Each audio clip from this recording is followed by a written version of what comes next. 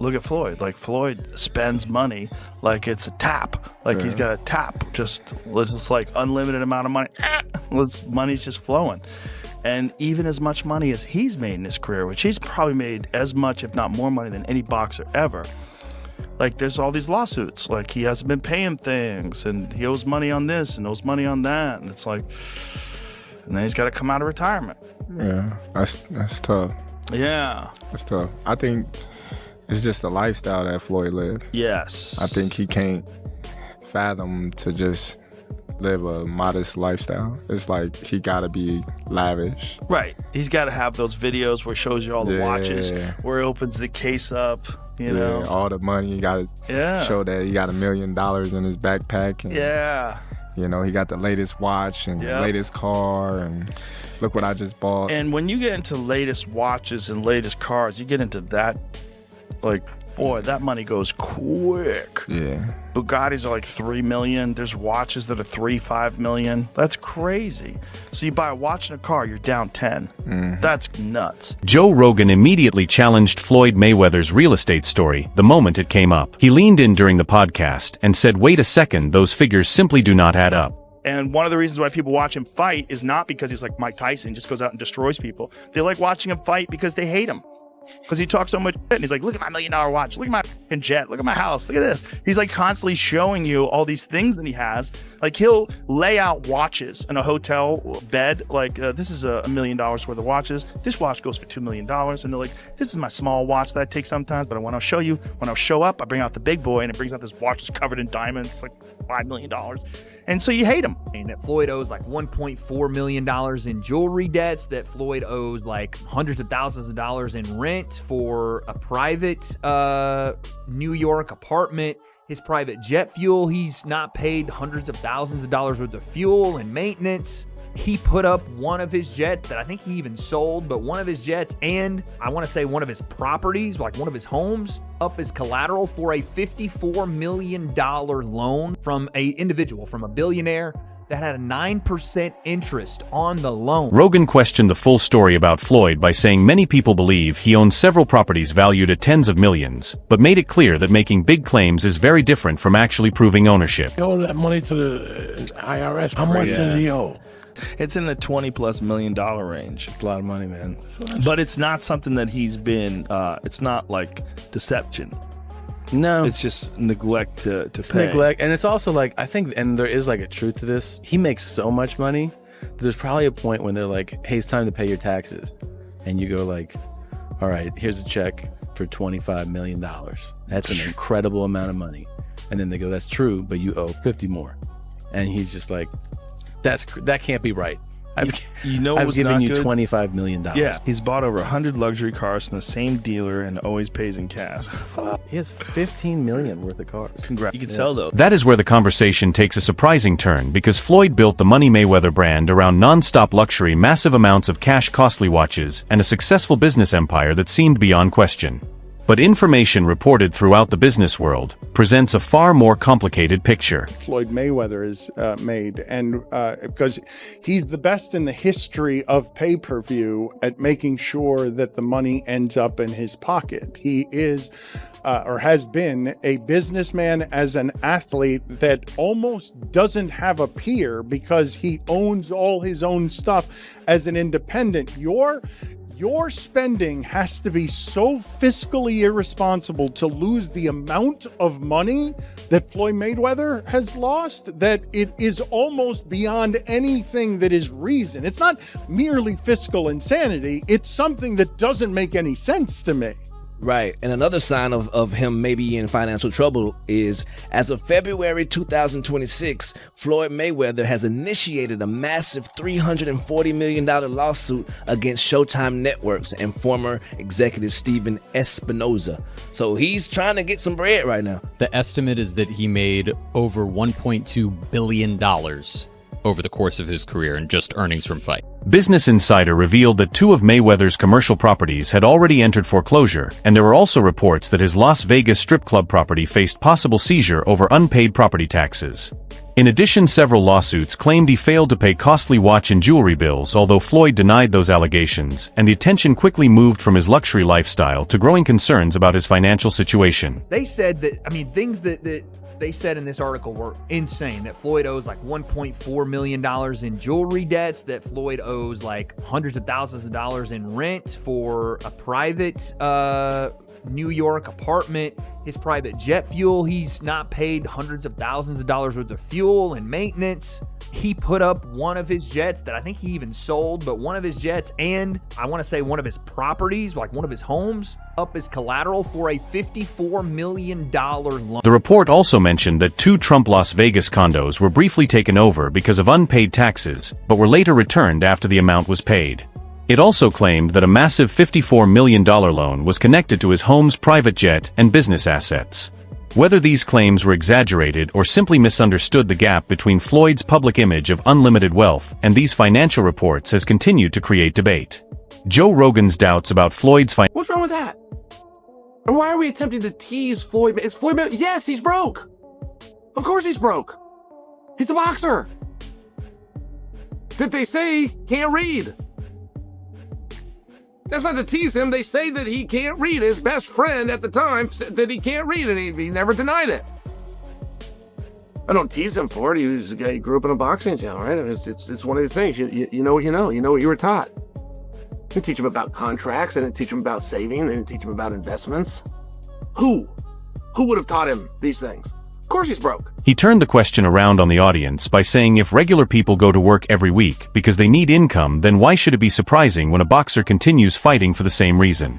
It was the kind of statement fans expect from Chael Sonnen, with a mix of direct honesty and sarcastic humor.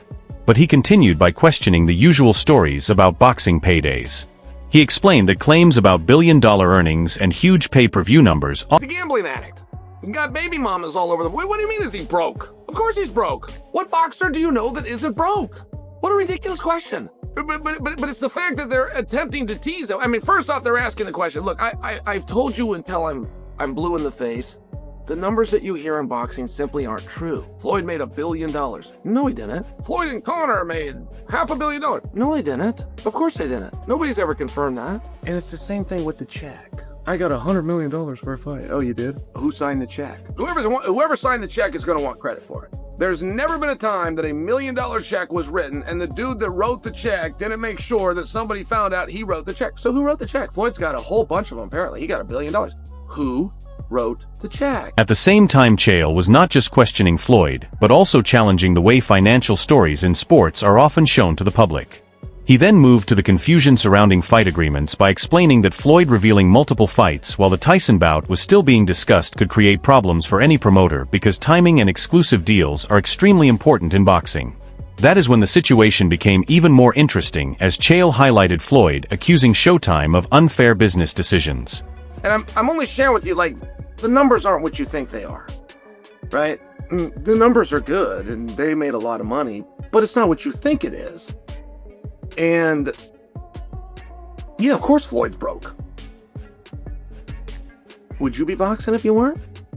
And it's very tough to be sympathetic. While critics argued that Floyd's own promotion caused similar confusion during the Logan Paul event, the situation began to look like everyone was blaming another person. However, Chael unintentionally highlighted an important reality.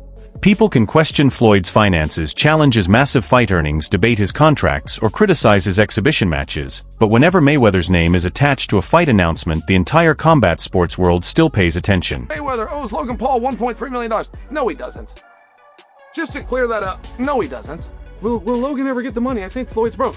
Floyd does not owe Logan $1.3 million. Floyd's promotion owes Logan $1.3 million. And no, of course he's not going to get it. That promotion's already shut down. Allegedly, by the way. Chael Sonnen had already increased the rumors about Floyd possibly facing financial problems. But then Jason Whitlock and the rest of the panel entered the conversation, and it quickly became a deep discussion about his money situation.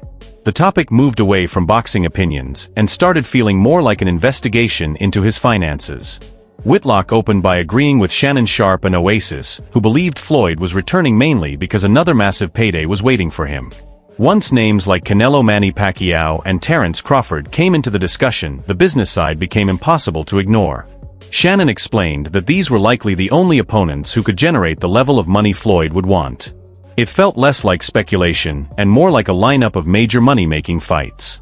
Then Whitlock mentioned the famous Rocky movie question about why a fighter... Shannon Sharpe and Ocho Cinco suggested on their podcast that Floyd Mayweather is talking about coming back, unretiring. He is. Because he's broke.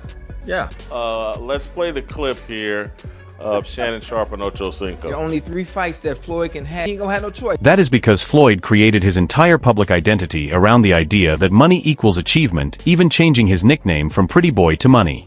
Whitlock explained that when someone builds their reputation around wealth, even small questions about their finances can quickly become major stories. Dre then gave a more balanced opinion by saying the real issue is not how much Floyd made but what remains unknown about his savings debts, taxes, and costly lifestyle. In simple words, it is about the financial details hidden behind the luxury posts and public image. The panel also joked about gambling losses, IRS issues, and expensive spending habits, making Floyd's journey look less like a perfect victory story and more like a complicated mystery. However, the most interesting part was that while some people questioned why a fighter nearing 50 would return to boxing, others admitted what every fan already understands. If Floyd Mayweather and $1 billion and he's 47 years old and he's completely broke, he's won the prize. This is, of all the idiots that we've seen out there, celebrities, actors, entertainers that have lost a lot of money, this guy would take the cake. To blow a bill before he even hits 50 is unimaginable. It actually is sad. It's a cautionary tale. We have seen it time and time again. But who actually wants to watch this guy fight? Like, people that love him. If he comes out and if he loses and looks terrible and gets destroyed, well, look, if you love him or hate him, you can say, well, he's nearly 50 years old. This doesn't prove it. Whitlock and the panel had already made Floyd's possible return a major discussion about finances. But when Andre Ward entered the conversation, the mood changed quickly from strong opinions to the honest... That is because of the way Floyd Mayweather goes about his business. He's been filthy rich. He's made his name, his legacy, and a lot of his reputation wasn't just the boxing, it was the money. It's the money man. What I have, what I'm driving, what I'm living in, what I'm flying in. And a lot of people, they don't like that. I don't know if Floyd Mayweather had more supporters for most of his fights or more haters, but regardless of where you fall on that line, Floyd Mayweather made it work for him when many people, promoters included, networks included, early on didn't think that he can. That is the type of perspective only a former champion can truly provide. Ward then moved to the possibility of another Pacquiao fight and shared a thought that caught attention. He gonna watch a fighter. He'll say he don't watch him, but he'll watch any potential opponent over and over and over, and he has to process: can he do anything with me? How does my skill set line up with his? Can I beat him? The problem with being 49 years of age is sometimes your brain can see things and tell you things that your body's not in agreement with. That's the problem with age. Your brain is still saying, I'm him. Your brain is still saying, man, I'm Money Mayweather. Man, these youngsters can't deal with me. But your body is saying, brother, we can't do it like that anymore. When you see the full situation from a bigger perspective, it feels like many different opinions are meeting at the same time. Joe Rogan questions the truth behind Floyd's financial empire, while Chael Sonnen challenges the common stories about massive boxing earnings. Whitlock and his panel look at the business choices and luxury lifestyle connected to the headlines, while Andre Ward brings the viewpoint of a former champion, reminding people that boxing becomes a part of a fighter's identity in a way money cannot replace. Some people believe Floyd is coming back only for another huge payday, while others feel the financial rumors are being exaggerated. Ward suggests there could be another reason, because many fighters miss the attention, competition, and excitement that regular life cannot provide. That is the true battle between protecting a legacy and continuing a career, between financial goals and personal passion. Whether fans believe Floyd is chasing money, creating history, or trying to feel like Money Mayweather again, one thing is clear. The constant discussion around his comeback proves how much impact he still has, because people are still debating, questioning, and following every detail of his return. That's the struggle, and that's the danger of coming back at this age. So part of me wants to see these guys continue to make money. Part of me wants to see these guys, how do they do it at this age? Man, show me something. Show me how your mind can overtake the deficiencies you may have in your body at your age. But the deeper part of me, man, I want to see Floyd Mayweather and Manny Pacquiao on a beach somewhere, living off the fruits of their labor, helping the game however they see fit to help the game, and just watching the next generations do what they do. But hey, we got to fight September 19th. What is your opinion on Floyd Mayweather making a return to boxing? Do you think he is coming back because of the money, because he still has a passion for the sport, or because he has unfinished business with Manny Pacquiao? Let us know your thoughts in the comments, because we want to hear your view. If you enjoyed this video, make sure to like, share, and subscribe to Boxing Alert for more boxing news updates and exclusive content.